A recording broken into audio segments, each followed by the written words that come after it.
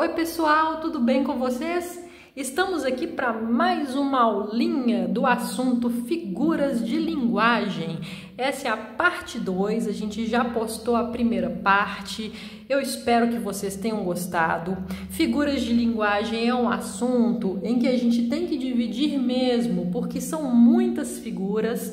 Na primeira aulinha eu dei 5 figuras e agora a gente vai trabalhar com mais 5 figuras. Eu sou a professora Fernanda, é um prazer ter vocês aqui no nosso canal e eu quero que vocês aprendam comigo a língua portuguesa, que tenham segurança para fazer uma prova, que tenham confiança, não apenas quem vai fazer uma prova, mas às vezes quem quer aprender a língua para crescer, para falar melhor no dia a dia, correto? Então a gente vai começar agora com as figuras de linguagem, a parte 2. Na primeira parte eu expliquei o que é essa matéria, né? Quem quiser ver a primeira parte vai ser interessante por isso.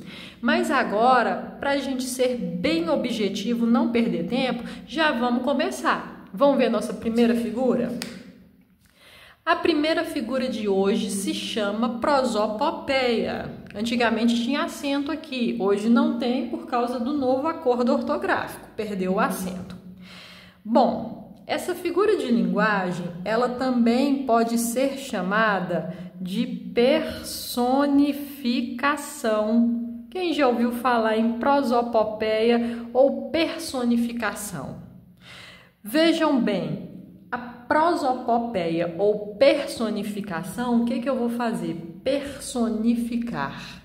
Essa figura consiste em atribuir características humanas em seres não humanos. Características humanas em seres não humanos, ou seja, comportamentos animados em seres inanimados.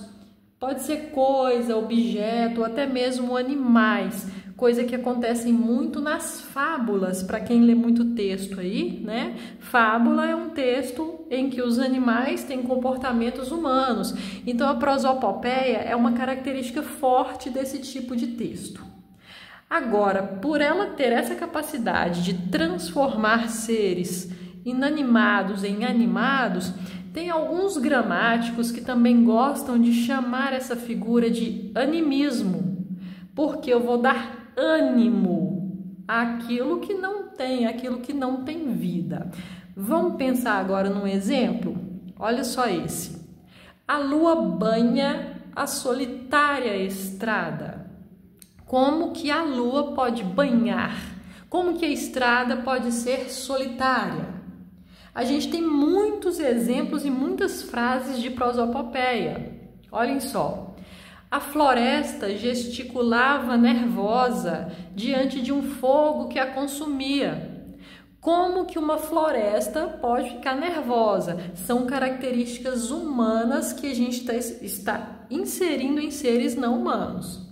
Beleza? Pegamos a primeira figura? Vamos para a próxima?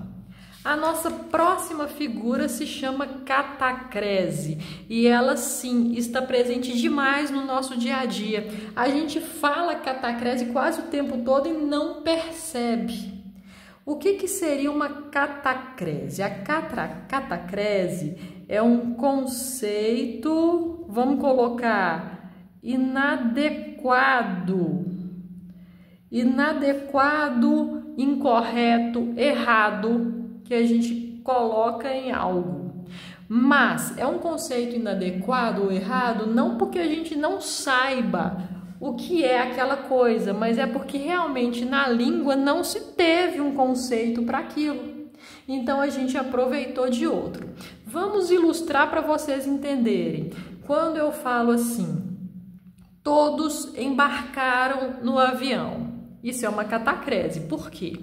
Porque quando a gente vai embarcar, só pode ser no barco, mas eu não tenho uma palavra específica para avião, então eu peguei esse conceito emprestado, embarcaram.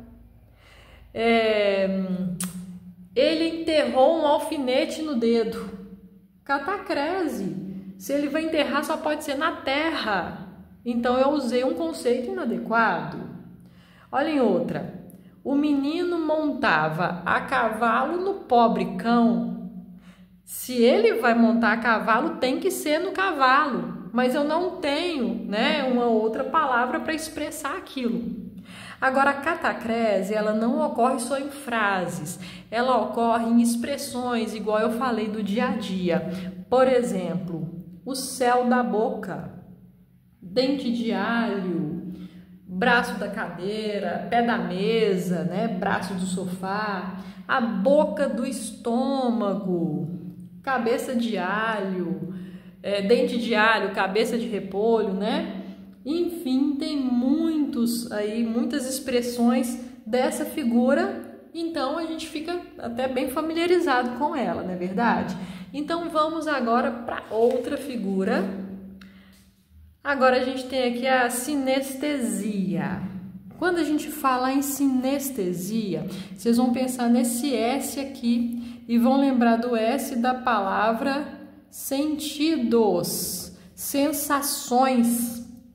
A sinestesia é o cruzamento de duas ou mais sensações distintas, diferentes, em uma mesma frase. Pode ser uma sensação de tato, audição, paladar, visão, sensação de frio, de calor, enfim. A gente vai lembrar dos órgãos do nosso sentido. Só que não é apenas uma sensação, a frase vai ter um cruzamento de mais de uma. Por exemplo, a sua voz, doce e aveludada, era uma carícia em meus ouvidos. Olha quanta coisa de sinestesia nessa frase. A gente tem voz, que é audição, doce, paladar, aveludada, tato, carícia, tato, ouvidos, audição. Então misturou ali muitos sentidos. Gente, tem muitos textos que a gente fala que são textos sinestésicos. A presença da sinestesia é tão forte que a gente consegue, às vezes, até sentir o cheiro de alguma coisa. Por exemplo, se um texto está descrevendo ali uma comida gostosa e está descrevendo tão detalhado aquela comida, a gente já sente até a boca salivando, aquilo mexe com o nosso sentido, porque são textos sinestésicos que trabalham o mesmo sentido. Mas a gente vai lembrar que é mais de um sentido ali naquela frase, tá bom?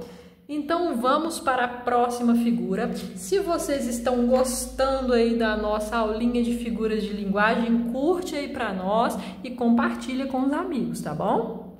Vamos agora para o eufemismo. O que seria esta figura eufemismo? Eufemismo consiste em suavizar uma notícia ruim.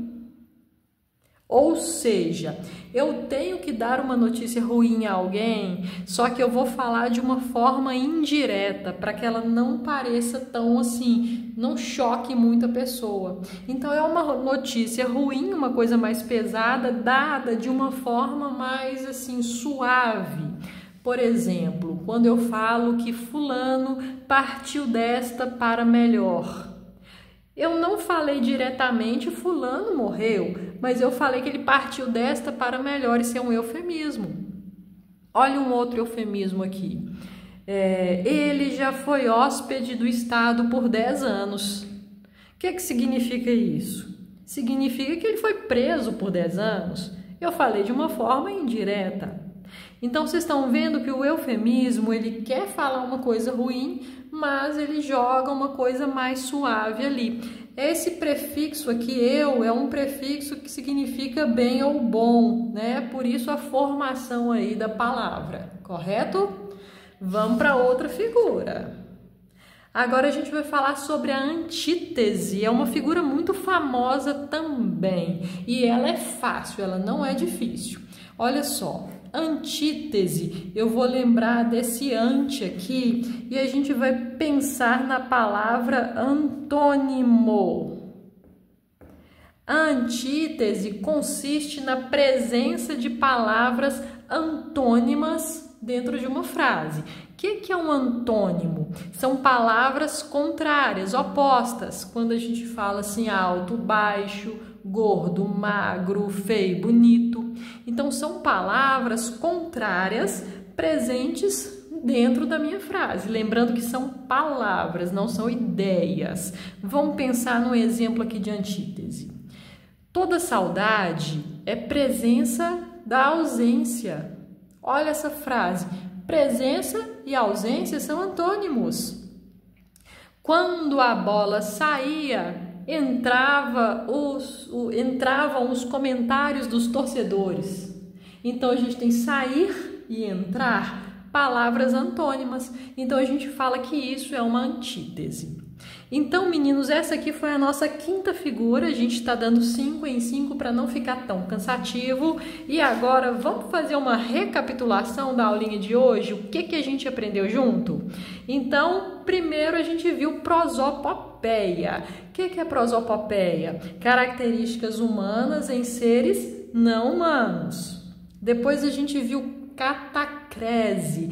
Catacrese é um conceito errado ou inadequado para alguma coisa, né? Por exemplo, o céu da boca, o pé da mesa, enfim. Vamos agora para a sinestesia. Sinestesia é a presença dentro de uma frase de duas ou mais sensações distintas, mas tem que ser duas ou mais sensações de tato, olfato, visão, paladar, etc. Eufemismo consiste em suavizar uma notícia ruim. A gente lembra do prefixo eu, que é um prefixo que significa bom, bem. A gente está suavizando algo ruim. E para terminar, antítese, olha o anti aqui de antônimos, é quando a gente tem palavras opostas dentro de uma mesma frase. Então, deu para vocês aprenderem aí, pessoal? Eu espero que sim. Se você gostou, deixa aqui nos comentários, porque a gente vai fazer a parte 3 com mais 5 figurinhas diferentes. E assim a gente vai aprendendo juntos essa matéria aí, que é muito rica e muito presente, tanto na língua portuguesa, quanto dentro das questões de interpretação de texto, tá bom? Então eu vou ficando por aqui. Muito obrigada pela sua presença. Aquele abraço, fiquem com Deus.